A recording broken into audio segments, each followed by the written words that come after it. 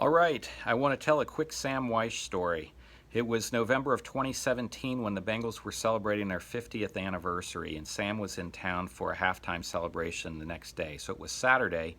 My wife and I were downtown Cincinnati on Fountain Square, and there was some little European festival going on. As I walked around, I was wearing an LA Rams jacket, and I saw somebody staring at me, just noticed it, could feel it, and I looked up and recognized it was Sam Wyche, and I just mouthed, like, Sam? He walked right over to me, extended his hand, greeted me, and we started talking. And he said, "You can't wear that LA Rams jacket here in town."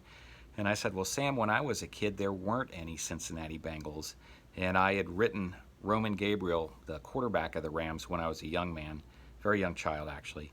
And Roman had sent me an autographed picture back. From that point on, I was a Rams fan through and through, and still am."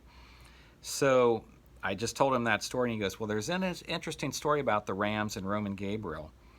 And this story just illustrates the kind of mind that Sam had, always being very creative and just very thoughtful guy in a lot of different ways. So he got traded from the Bengals, where he was number 15, to the Redskins when the Bengals picked up Ken Anderson. So this was 1970 or 71. That I don't remember. I think it was 71. Anyway, when he got to the Washington Redskins, his new team, their new coach was George Allen, who ultimately was the coach of the Over the Hill Gang, as they called him, and they went on in 72 to play against Miami in the Super Bowl. And that was the year Miami went undefeated. So obviously the Redskins lost, but it was a great story year, great storyline for that team.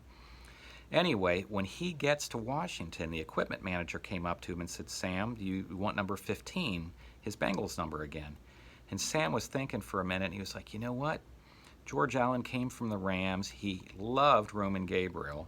George did, had a great relationship with him there, and of course he was a great NFL player. Should be in the Hall of Fame. That's another story."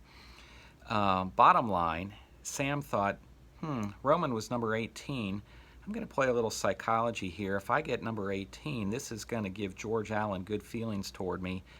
This may give me the upper hand with this team to get some more playing time. So he picked number 18 simply for that reason. And it actually worked to a certain extent. He said he did get some bonus points, a little bit of favor from George Allen, and George even mentioned at one point how he loved that number as a remembrance of his days with Roman Gabriel. So anyway, it's very sad news that Sam passed away yesterday. We had talked that day earlier in 2017. He had, of course, had a heart transplant and recovered very nicely. We talked about a lot of different things. The guy honestly treated me like I'd been the kid that grew up next door to him. He was so gracious, so polite, so kind. God bless his son, sat there and listened to us chatter for a long time before I said, you probably ought to, keep going.